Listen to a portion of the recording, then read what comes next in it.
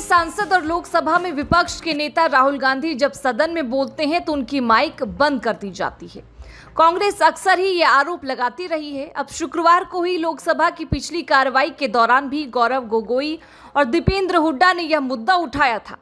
कांग्रेस के इन आरोपों पर अब लोकसभा स्पीकर ओम बिरला ने जवाब दे दिया है। ओम बिरला ने विपक्षी सांसदों को संबोधित करते हुए कहा, बाहर आरोप लगाते हैं कि पीठासीन अधिकारी माइक बंद कर देते हैं। आपको कई साल हो गए हैं और अनुभव भी है।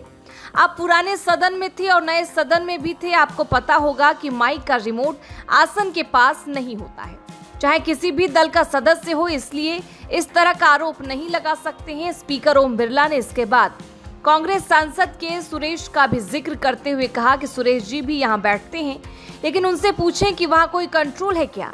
इसके बाद उन्होंने खुद उनसे पूछ लिया कि स्पीकर के आसन के पास कोई बटन होता है क्या।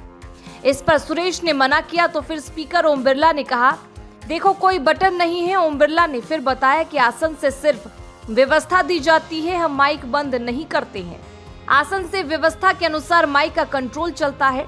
दरअसल इससे पहले कांग्रेस ने शुक्रवार को आरोप लगाया था कि लोकसभा में नीट पेपर लीक पर चर्चा की मांग को लेकर नेता प्रतिपक्ष राहुल गांधी का माइक बंद कर दिया गया। कांग्रेस ने सोशल मीडिया प्लेटफॉर्म एक्स पर वीडियो शेयर करते हुए लिखा, जहां एक और नरेंद्र मोदी नीट पर कुछ नहीं बोल रहे, उस वक्त विपक्ष के नेता राहुल गांधी युवाओं की आवाज सदन में उठा रहे हैं, लेकिन ऐसे गंभीर मुद्दे पर माइक बंद करने जैसी ओछी हरकत करके युवाओं की आवाज को दबाने की साजिश की जा रही है। कांग्रेस के द्वारा शेयर किए गए वीडियो में देखा जा सकता है कि राहुल गांधी लोकसभा में अपनी बात रख रहे थे कि अचानक से उनकी माइक से आवाज नहीं आती है, जिसके बाद विपक्षी दलों के नेता माइक बोलने लगते हैं, जिस पर स्पीकर कहते हैं कि मैं माइक बंद नहीं करता हूं, पूर्व में आपको व्यवस्था दी गई थी। इस पर लोकसभा स्पीकर ओम बिरला ने नियमों का हवाला देते हुए कहा कि राष्ट्रपति के अभिभाषण पर धन्यवाद प्रस्ताव पर चर्चा के दौरान स्थगन प्रस्ताव के नोटिस नहीं लिए जाते।